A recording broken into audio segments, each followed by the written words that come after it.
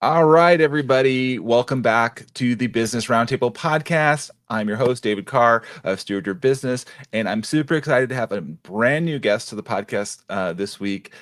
Reuben Swartz is going to be sharing some great insights with you. I have met Ruben through the Success Champions Network, which is a fantastic business networking group that I've been a part of since earlier this year. And Ruben gave a great presentation actually in one of those groups and has just some great experience in messaging and CRM. How do you market yourself? All of that kind of stuff. And so I'm excited to have you here, Ruben, to meet the Business Roundtable podcast audience and to share your insights. And we're gonna have a lot of fun on the conversation today. So welcome. Thanks so much for having me, David. Excited to be Yeah, here. yeah. So tell me a little bit. We're just gonna give people some background, Ruben. Like, what got you started in your company, and why do you do what you do? What do you who are you helping, and just yeah, I'd love to just share a little bit of your background with our audience. Sure, I'll try to condense it, but I'm basically a software guy who accidentally started a sales and marketing consulting company to help Fortune 500 companies with their sales and marketing, which is a whole crazy story. But the funny part there, well, it's funny now, it wasn't necessarily funny at the time, is we did a great job for our clients, but we struggled particularly I struggled tremendously with my own sales and marketing. And the more I tried to do what I was helping my successful clients do, the worse I made things for myself. And you had a guest on, Josh Jerkovich, who had this great concept of sort of you can do the right thing at the wrong time. Yeah. And that's totally what I was doing, right? Just because it was working for my clients and I was deep in that world didn't mean it was the right thing for us. And I Yes. had to spend a lot of time unlearning what I had worked so hard to try to learn, which felt like extra hard. Yep. And boiling things down to, you know what, I'm not running a giant sales team. It's just me, and I don't really like selling. Hmm. So I need to show up and help people instead of sell. I don't really like marketing, but I love teaching people. Once I realized that I could actually have something that would be useful for other people to learn, I'm going to teach instead of market. And I hated networking, but I love connecting with people. So I thought, well, I'm just going to start helping instead of selling, teaching instead of marketing, connecting instead of networking. And I never set out to make a CRM to make it easy for solo consultants to do that. But I started building things for myself, and then people started asking for them. And then before I knew it, people started saying, "Hey, I love your stuff. It's simple, it's easy. I hate my CRM. Can you just make Mimiran do the CRM stuff?" And of course, I had the natural, sane response that anyone would have at that point, like, "No, that's absurd. Why would I do that? The world doesn't need another CRM. And if for some reason it did, I would be the last person to build it. I freaking hate them. I mean, I've tried dozens of them." Yep. And finally, I just got so frustrated that I was like, maybe I should listen to my customers. I'm always telling them to listen to their customers. Maybe I should Right. take my own advice, right? And do the thing that they're asking me to do. And looking back, it's so obvious. We try to take this big company sales and marketing industrial complex stuff and apply it to the solo consultant world. And I was part of both sides of this, so it's really Hmm. ridiculous. And then we wonder why it doesn't work and why we hate sales and marketing. And instead, what I realized was I was doing it wrong. Like I thought I just had to power through and it was going to suck, but I'm a hard worker and I can grind it out kind of thing. It's Yep. like, no, that's a message that you're doing it wrong. Like you Hmm. should actually be having a good time with your business development if you're doing it right. Not every second of every day, but for the most part, you should look forward to it, right? Like the doctor, maybe the favorite thing they do is the complicated surgery, but hopefully they look forward to seeing their patients and talking to them. Yep. And they don't think, gosh, this is terrible. I don't want to be here. Like you don't want to go see a doctor with that kind of energy. But that's the kind of energy a lot of us put off in our business development efforts because we've convinced ourselves that it's supposed to suck. And so we show up thinking, oh gosh, it's gonna suck.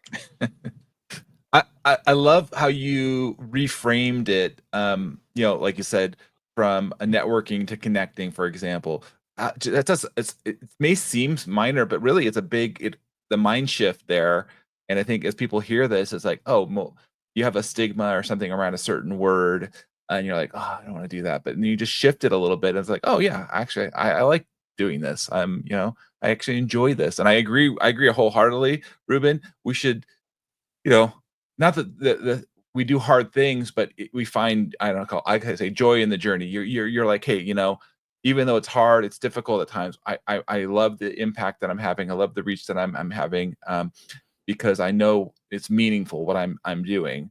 And so it makes all that effort worth it. And so it's really like, yes, we're all working hard on our business in a good way, but it's not drudgery. It's like, okay, man, it's moving me somewhere, and it Mhm. helped me help others, you know. Um, Yeah, I think that's so true, right? Most of our tribe, they really love doing the work for the clients, at least if they get the right clients and they're doing good mhm, work. That's kind of a right. side conversation. And Yep, then, yep. at least for me, like I thought of the sales and marketing as a totally separate thing, kind of like doing my taxes or going to the dentist or whatever. It's like some necessary but unenjoyable part of the journey. Mhm, Instead of thinking of it the way I managed to shift it into thinking of like it's all part of the same mission. right. And that mission is helping the past version of myself, which was something else that Josh called out when he was talking. Mhm, That was really nice, right? Because it gives you that very visceral feeling of this is important. Like, I know how crappy this feels when you're in this state and yep. how unnecessary it is to go through all the struggles and the long trek that I went through. Mhm. Well, you gave a really good insight, and I was talking with some other business owners, just earlier today. We were talking about this, what you the business cycle, or the length of the business, and there's different challenges in there. And I think you really hit the nail on the head. If you're in that, let's just say that $0 to $1 million mark, right? That's a solopreneur. You're growing a business. The challenges and the things that you have to face at that stage are going to be different at the 3 to 8 million, and the 9 to 15 million, and so on and so forth. But sometimes we look at those bigger, like you just said, those bigger companies, and I think we get into trouble Mhm. thinking, oh, I need this complex, like you said, solution, this CRM or something, and we're trying to focus on all this, branding from a high level, like, you know, a Nike or an Amazon or Right. something that's well established. And if you're trying to go that game, you're not going to win, right? You only have so much time and resources, and so you have to know where you're at, and like you said, ask the right questions at this stage of the business, at where it's at.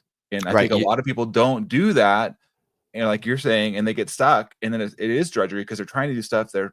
It's like, if we I have kids, and if I asked my kids when they were young to do something that an older kid do, they just get really frustrated, and they just be Mhm. like, "I can't do this. I don't have I don't have the coordination. I don't have the reps, I don't have the experience. I don't," and so they just would get frustrated, or worse, they would actually get hurt, right? They would Right. actually, like, and so then ultimately they may stop, they don't may not mature or grow at a certain level because they've kind of got stunted, if you will. Mhm.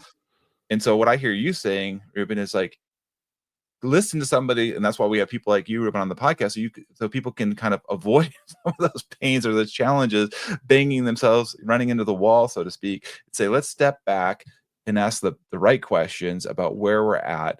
And particularly for those folks that are on this solopreneur, or they're just starting to grow their company, starting to bring maybe a couple people or subcontractors in or whatnot. And so one of the things you talked about is like, how do you get your messaging out there? And I liked how you talked about your secret, if you will. What is your secret? And if you would share that, from especially when you're a solopreneur just starting out, like, you don't have tons of dollars in branding and paid ads and all Mhm. this stuff. And so, when you're sharing this with others and how to get your messaging out, can you just share that with our audience? Because I think that was just so powerful. Well, That, thanks. yeah, And let me step back for a second and yeah, say there's this temptation when you're small and you don't have a really humming business development engine to try to go broad, right? Like, hmm, "Oh, I could help this person. I could help that person." yes, And it's like the doctor standing outside the hospital watching me walk in for my shoulder surgery, looking at me and saying, "I think you could use some skincare," or "I think I need to run an EKG on your heart." Like, we would not want to go talk to that doctor. That would be absurd, right? But yes, so many of us act that way when we're consultants. You're like, yes, I'm a business coach and I help business owners who are stuck or business mhm, owners who want to grow. Or I met a website developer who was like, when I asked, like, who's your ideal client? Because I know so many web developers, he's like, well, anyone with a website. And then he paused and said, and in fact, if they don't have a website, they're an even better prospect. And no judgment on him. It's easy to make fun of him. Like, yeah, I was in that position too. mhm, Um, Maybe not quite that absurd, but mhm, it's a way to think about, like, just because you can help somebody, right? Like, that doctor could help me. When you're on an airplane, they will take whatever doctor they can find, yeah, but we're not on an airplane, right? We want the person who can really help us when we're looking for a solution. And at Mm, the same time, when we are trying to attract prospects, I think the big mistake we make is to not have what I think of as a magnet, right? mm, Like we want to sort of attract everybody really powerfully and not repel anybody. yep. And we can't do that because just like in physics, in marketing, a magnet has two poles and they're of equal and opposite strength. And so you Mhm. can't attract your ideal client without telling everyone else they're in the wrong place, right? You need to Yes. go to the other doctor. I'm Yep. here for your shoulder or whatever the situation might be. Mhm. So that's the sort of the first mistake. So then what I find, yeah, because I have this conversation again and again and again and again, right? We're in networking meetings where people Yep. are like just so like they're amazing if you can sort of take them out of their biz dev world and get them talking about what they do for their clients. But when it comes to biz dev, they're like, I'm here to drive synergies and blah blah blah blah. And you're like, whatever. Like I would love to help you, but I can't. Like I can't refer Yes. anyone to you. I can't do anything. So I'm always asking people, well, who's your ideal client? Who's your ideal partner? Like what makes them that way? And Mm, what I find is like people have a lot of trouble actually getting specific with it. And there's actually a mm, page in my CRM that helps you walk through this because it's so mhm. foundational to everything else, which is all a very long-winded way of getting to how do we try to short circuit that? Because then you say, Yes. okay, great. I get that you work with small business owners between $3 and $8 million and blah, blah, blah. But what makes you different? And then Mhm. people say, well, I really care about the client. And I'm like, I'm sure you do, Yeah. right? But maybe you don't, and you would say that anyway. And everybody says that, so it still doesn't help me, right? Like I still don't Right. understand. So the idea with asking, "What's your secret? What's the thing that you learned that unlocks tremendous value for your tribe that you wish they all knew?" It's a way to try to short circuit that conversation, which Mhm. I did a terrible job of. Like I went on and on and on to say, "Hey, let's have shorter conversations," right? Yeah, yeah. Um, but the idea is when you meet someone, if they could share that secret right away, it's often like you're opening the doors and you're in like the inner sanctum of their world. And you're like, oh, Mhm. okay, I get it. And whether or not it applies to you directly, it's something you can then think of when you're meeting with somebody who would benefit from knowing that secret. It's like the Mhm. way of describing their world better than they can describe it themselves. It's like Yes. they have the symptom that their shoulder's hurting, but they don't know what the real issue is. Mhm. But once you describe it, you're like, "Oh, okay, now I understand what's going on, and now we know how to fix it Yes. because we know the secret."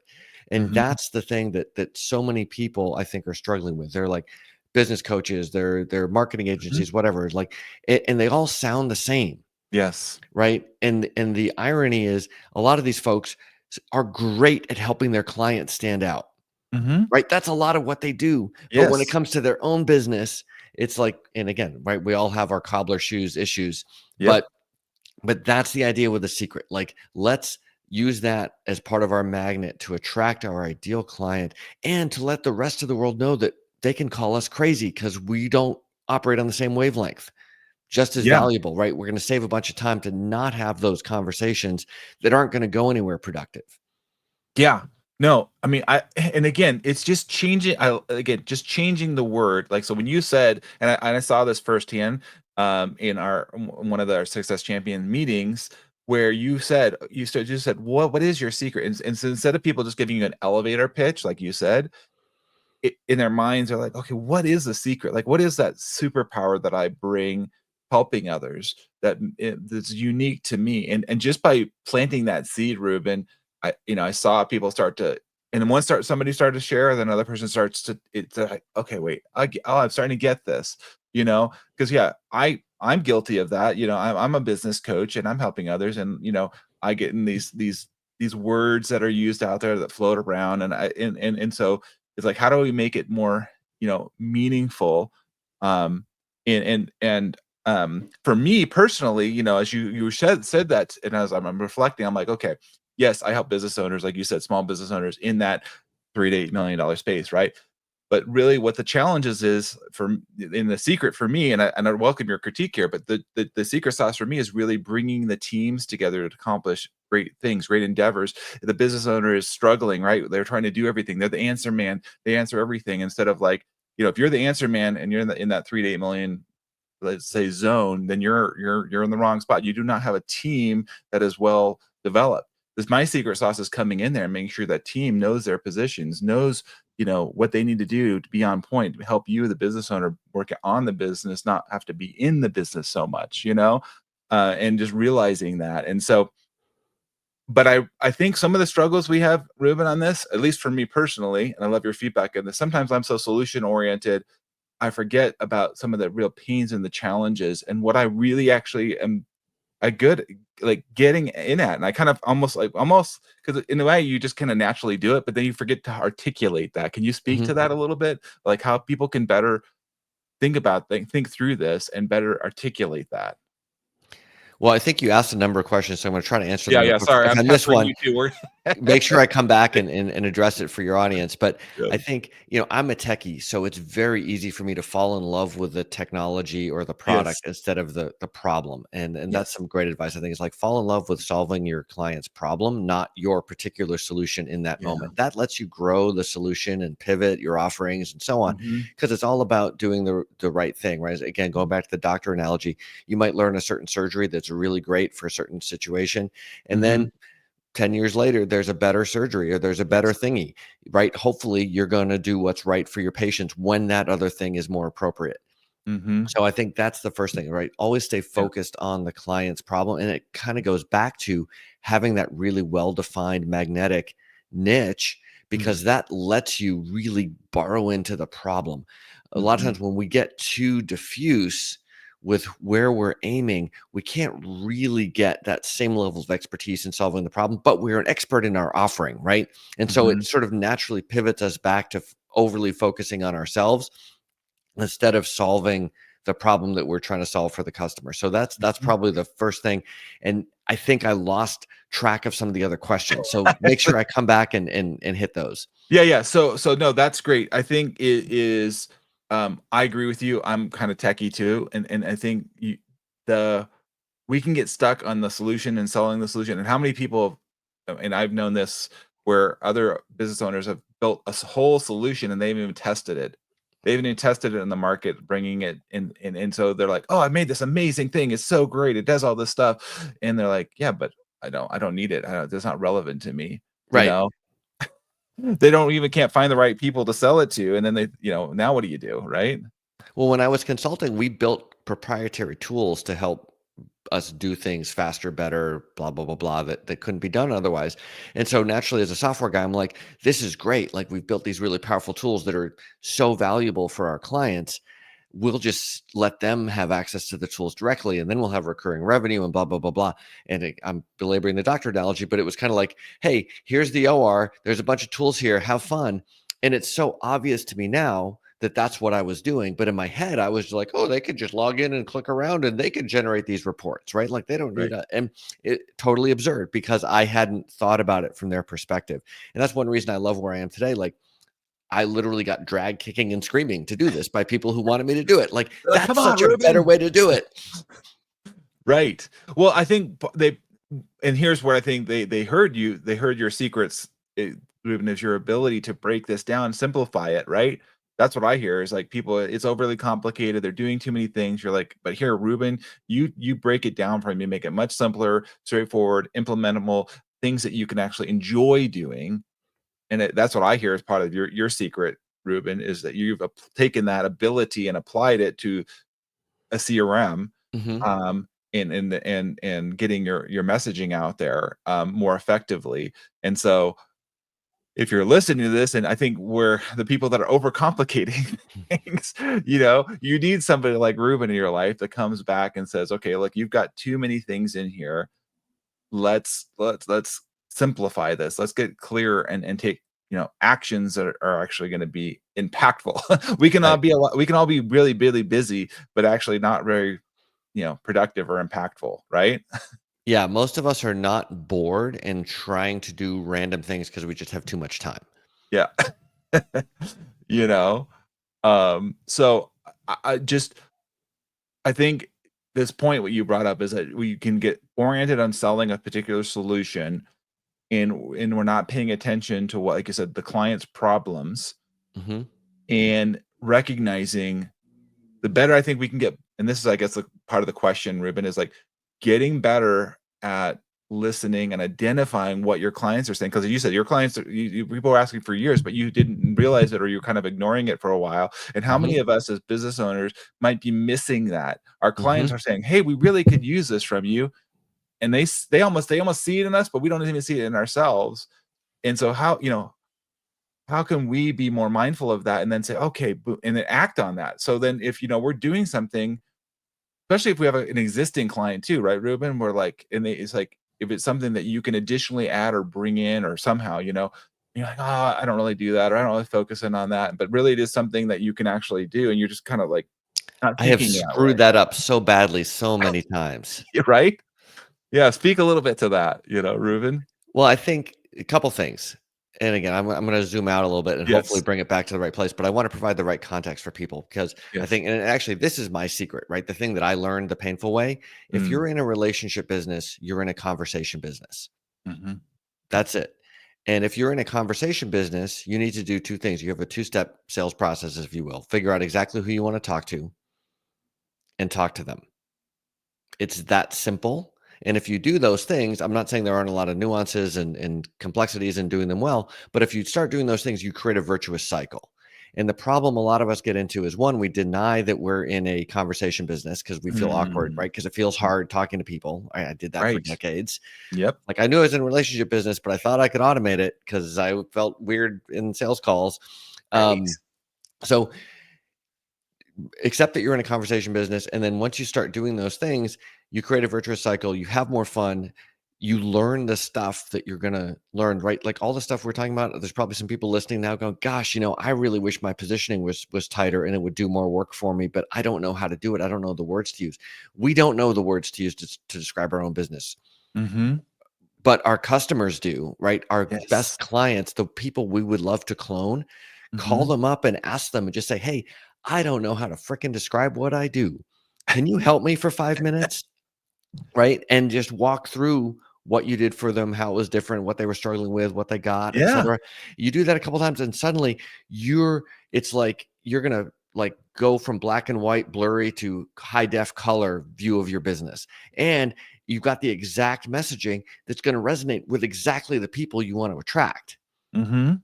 So Yeah. that right, and once you start doing that, then suddenly you're like, "Oh, this is fun. This actually pays off. I like doing this." Mhm. And you build that habit, you build that virtuous cycle.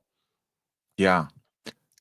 Oh, man, you hit a lot of good points there. So, definitely relationship and conversation, and I think in today's world with AI and technology, we wanna automate and all this stuff, and we haven't even tested all this stuff out, and we haven't thought through all this stuff, and it's like, especially if you're a solopreneur or just, starting out, it's like, have those conversations because you need that refinement, like you're saying, like, what you gotta test this out. And I really like what you said about ask them, get feedback. Why did you choose me? What was it that, why would you recommend me? Hopefully they're gonna Mhm, recommend you to somebody. What is it that, you saw in me that helped you, that unlocked you? And I actually take clients through what I actually it's call a soul purpose intensive, not necessarily for the business per se, but it's kind of getting feedback as understanding who you are, how you what it makes you unique, right? And then of course you can apply that to a business. But a lot of people don't have like you said, the words to put to it. mhm, And oftentimes there's and this is I think a challenge for some people too, Ruben. I think we present a certain way because we know that works, but it might not be our natural way, our mhm, best way of being. But that's because we're in an organization or something and they value that. And so we like try to fit into that. And it can mhm, work for a while, mhm, but ultimately it's like, that's not quite gonna be a fit. And so we have to like deconstruct it and say, like, mhm, what is it that I really want? Because you said the first thing is who is our ideal client? Because like if you're gonna build a CRM and do this outreach, like you said, some people are not clear on it. They're too general, or they say I want these people, but then at the end of the day, they really don't like working with these people. right. Why do you want to go after these people? Because that's drudgery. I mean, if you're picking these people and you're like, well, because they do this, I'm like, well, is that really who you want to serve? Is that who you want? You just said, is that because you're gonna have to have conversations, lots of Mhm, them. mhm. And are you enjoying it? I brought you onto this podcast because I enjoyed our conversation and being an SEN. And I was like, and this is exciting for me. And I love doing that. That's why I have living the podcast. I love having these conversations. But if that's not something that you're into, because you think that's the way I should do it, right? I mean, Mhm. Well, it yeah. seems so obvious to me now, but when I started my business, I thought I had to follow all these conventions and, go to big networking events and conferences and things like that, all the stuff that I freaking hated. And what I realized is I love having one-to-one conversations, and I Mhm. love having them with people that I find interesting about topics that we both find interesting. Yep. Like, I can do that all day, and it's awesome. So my job, right, is to figure out exactly who I wanna talk to and talk to them. And, like, that's all it is. So I went from, I still have the muscle memory of, like, the tension in my back and my neck from forcing myself to do these sales calls and all these Y sort of tactics that I was saw my clients using yeah. that I hated, and it was just miserable, like headache and just ugh. Mhm. And now it's like I spend most of my day talking to people, and it's wonderful. I'm Mhm. just as introverted as I was before, but I'm Mhm. being intentional and setting it up in a way that works for me. And so Mhm. many people start their own business because they're control freaks, and then they cede control over all the essential stuff to convention. It's like, no, you don't have to do that. You don't have Right? to be a good salesperson, good marketing person, whatever. But if you're in a relationship business, you do have to talk to people. So figure out how to talk to people in a way that works well for you. Yes. And it doesn't mean that somebody else who maybe loves going to big conferences and loves being up on stage and loves happy hour and meeting 100 people in person, like that works great for them. And there's no shame in that either. But if Mhm. that's not you, don't feel like you have to do that. Set it up in a way that's intentional and it's going to work well for you. Yeah. So, so important, especially in today's age, because I'm sure I know you get it because you're on LinkedIn and I do, or I get these cold emails. Particularly, this is the one I think big today because they're like, "We'll get you leads, we'll get you bookings, da, da, da," all these things, like you said. And I'm like, is that the best way that I work, or that where you're at, what stage you're in? And a lot of these, it's such a big turn off because you're not having it. This is not a conversation. This is a one way. I'm going to ramrod you with some Hmm. information and hope that you might respond to me. And I get these all the time, and they're not having the conversation. And it's like you're not. In fact, if anything, you would, like you said earlier, you are repelling me. So I guess if that's the part, Right. you're doing a good job. At the repelling side, you're not, because you're not taking the time to understand my challenges, my problems. You haven't articulated them well. It's a very one size fits all. Oh, you're a consultant. Okay, well then this we should generate leads for you with like this. And I'm like, that's you don't know my business. You haven't asked my questions. You don't understand me. And so when we do that, and I don't want to do that as a business. I don't want to just be spamming people. Hmm. I want to make sure that it's a good fit. That's why I love actually having the Business Roundtable podcast. Having some great conversations to see like, hey, is this going to be a good fit? How we, our conversations and such. So I do really appreciate that. Insight, Ruben, and so, where, you help people now with your company is that you're getting them clearer on this same thing, the messaging, right? How they're It's not just a CRM because that's obviously just getting people into a system, but it's actually then using how do you use the CRM, right? How do you what you're working with business owners and helping them understand, like, how do you use this? How are you setting up those conversations, right? How are you Hmm. what's your magnet thing? Can you talk a little bit about that? Sure. So I think the basic idea is we want to have that sort of two-step sales process, right? Figure out who you want to talk to and talk to them. So it's Mhm. all about like getting the messaging right. And remember, it's the only CRM I've seen that like actually helps you work through this because traditionally CRMs are for the VP of sales. They already have their sales playbook. When it's our business, we typically don't. And maybe we even started with a thought of where we were going, but now it's a little different and it's all Mhm. wishy-washy. So let's get really clear on that. Mhm. And then within the tool, instead of trying to ram a bunch of leads through a funnel, which is fun, like that's what you have to do if you got a big sales team. I get it. But if it's you and you're not a salesperson, you're not a VP of sales, but you're great at relationships, you're great at being the doctor when that patient walks in and needs surgery, right? You Mhm. know all the stuff and you can comfort them and make them feel good. You've got to nurture those relationships. And what I found was the CRMs were reasonably okay at sort of like ramming people through, but that's not my business model. That's not how I operate. It's not how my tribe operates. How do I stay in touch with people? It was terrible at that. So Mimiran Mhm. is really designed for you're going to stay in touch with people over the long term, right? Some set of Mhm. people forever, and some people will come and go, but it makes it really easy to stay in touch and to follow up with actual conversations, right? That Mhm. is the magic. So many people that I know, they rely on referrals for their business, and they don't have an intentional referral strategy, right? They don't have the Yeah. crisp messaging to be referable, and they Yep. don't actually nurture the referral relationships. They're not proactively making introductions for their partners. They're not just staying in touch with the people who bring them the most business. They might not even know who brings them the most business. Mm. It's all kind of sporadic and unintentional. And I say this like these people are the biggest dumbasses in the world because that was me for a long time. Yeah, yeah, yeah. Right. It's like, here's where all my business is coming from, but somehow I felt weird about cultivating it intentionally. So like let's actually follow up. Those are the people like I like to think of as, especially when we're solo folks, we don't have a sales team. We have a virtual sales team. We're just not empowering it. So let's Yeah. go empower it, right? And then let's make our website be part of our sales team. Most of these websites are not very good at converting Mhm. visitors to leads, let alone to conversations, right? Mimiran's got a lead magnet capability in there that's designed to get you all the way from a visitor to a conversation. And if you have great conversations, it's got proposal automation all the way through to e-signature. So you can kind of do all these things, but the bulk of it is just talk to the right people Mhm.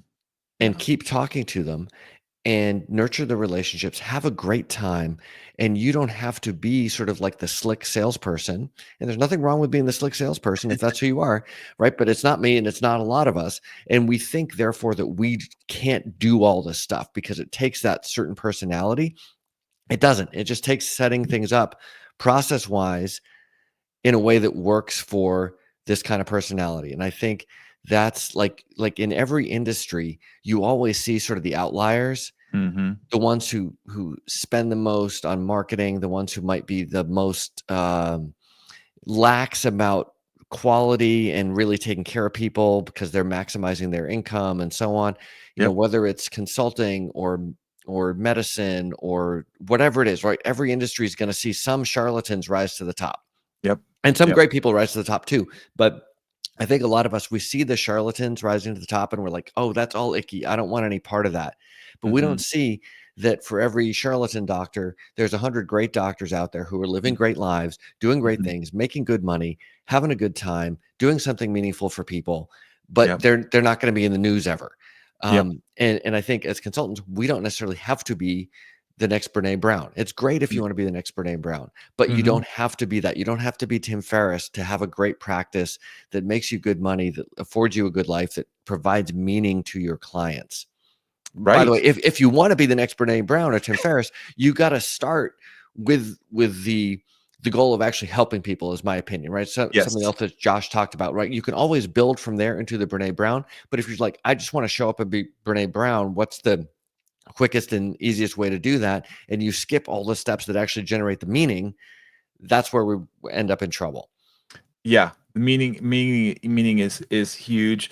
And like I really like what you're saying is that when you're especially when you're starting out small, if you know, you don't need thousands of clients or these things of like, and I think there's a trap that many people fall into is pursuing these cold leads, people you don't have any relationship, any connection with. I don't know what it is, but I fall into this too, where Mhm. you go through and you're like, oh, I gotta, you have existing clients or you have like people that are warm to you, Yes. but I'm gonna go over here. I'm like, Yep. what? They're right here in front of you, and you're gonna go over there. And Yep. how much more energy is it gonna take you to get those people that don't even know you from anybody with people that already kind of know you and are at least warm to you. Hopefully they like you. Maybe they haven't fully trust you yet. There's developing trust, but they know you. You like you. Let's build on the trust and and let's find a way to work together. And like you said, if you nurture those relationships, what are this? I don't know the current metrics, but you probably tell me like the cost of client acquisition and getting somebody new. If you already got them in there and you're serving them, you know, what could you, like we talked earlier in the podcast, what else could you bring along in the journey to help them as you're Mhm. working like on their journey as they're growing with you? Like, what is that next thing? Are you looking for like looking out for them? Like, what is it they're going to have run into? What can I anticipate that they're going to have to deal with at a different stage so that I can continue to support them and have that relationship like you talked about? I mean, to me, the most fulfilling the relationships. I've been married 19 years, almost on 20, is those longer term relationships, because you've gone through the ups and downs and you've seen each other Mhm. through good times and bad times, and hey, you're still there. Those are really, really meaningful relationships. Nothing that I love having new relationships, those are all good too, but it's just there's no substitute for that time and experience that you've had together, right? That's absolutely right, and what you said at the beginning, it really touches a nerve with me because I did that same thing, and I see it again and again and again, and it's so absurd, right? Like people complaining they don't have enough leads, they go do cold calling, or they hire one of those LinkedIn spammers or Yep. whatever it is, right? To get a bunch of new people into their world that they're gonna like shiny object chase around for a little bit and then not follow up with either, right? And then Mhm. the vicious cycle repeats itself. Mhm. And Mhm. especially for most of these folks, they're getting their business from referrals. So talk to the people that refer business to you, right? Go to lunch with them if they're nearby. Just hang out with them, make a good introduction for them. It doesn't take a lot of rocket science. It doesn't Yep. take a huge budget to do this. You Mhm. can always add the other stuff later when you've got that core engine humming along and you want to put more fuel into it. That's great. But start by talking to the people that you know, the people who are like, if you're listening to this thinking, well, gosh, I can't just pick up the phone and call people. Everyone's busy. There are people you can pick up the phone and call, and they're like, oh my gosh, David, I'm so glad you called. I know it's been too long, blah, blah, blah, blah. Right. Start with the easy ones. Start Yep. on the bunny slopes. You don't have to do the double black diamonds. And by the time you do the greens and the blues, you realize you never have to do them again if you don't want to. Yes. I love that you hit my I'm a skier too, Ruben. So for those of you that don't know, double black diamond, that's a tough ski run to go Hmm. down. I love that. So Ruben, we're getting close to the end of the podcast this today, but because you brought so many insights, and I would love to have you come back. And we like to have roundtables too. Sometimes we have other folks on here. So you've got some great insights. Maybe I'll bring Josh in here. Great. But um your call to action is really what I hear is that just, make it simple and reach out to those people. And if you don't have a system, well, there's one right here that you can talk with Ruben and check it out and see, right, Ruben? How do people get in touch with you, follow up? What's the best way to reach you? Sure. You can check out the CRM at Mimiran.com. You can start a free trial there. And you can also get a bunch of free resources like lead magnet ideas, proposal templates, trainings that go into some of these topics in more detail, et cetera. I've got a podcast called Sales for Nerds. And you can also find me on LinkedIn. I think I'm one of the only Reuben Swartzes, but it should be pretty obvious where I am. Yeah, you're connected. We're connected on LinkedIn too. So, if you guys reach out to me, I'm happy to do an introduction to Ruben as well. And the reason why we have folks on like yourself, Ruben, is because you just laid it all out. A whole bunch of amazing resources that Ruben has developed that you can come test out, try out, see if this is a good fit. That's why we have the Business Roundtable podcast, to bring you, show you value, and want to help you, because that's what it comes down to, is helping you, and knowing that you have folks that want to have fun, have a good life, like you said, Ruben, and help others. And just, we're here for you. So thank you, Ruben, for coming on the podcast. We're so glad to have you here. And for those of you listening, we love you to drop in comments, feedback. If you haven't already subscribed, follow us on YouTube or your favorite podcast platform. We're on all of them. And if you're interested in joining us on the podcast, let me know. Just email podcast@stewardyourbusiness.com. Love to have you. Thank you so much, Ruben, for being on the podcast. Thanks for having me, David. This was great. Hope it helps Yeah, people. Like it, my whole mission is to have people not have to struggle the way I did for years and years. So anything I can do to make that easier, that's what I'm here for. excellent. Thank you so much, Ruben. Thanks everybody for listening. Until next time, take care, everybody.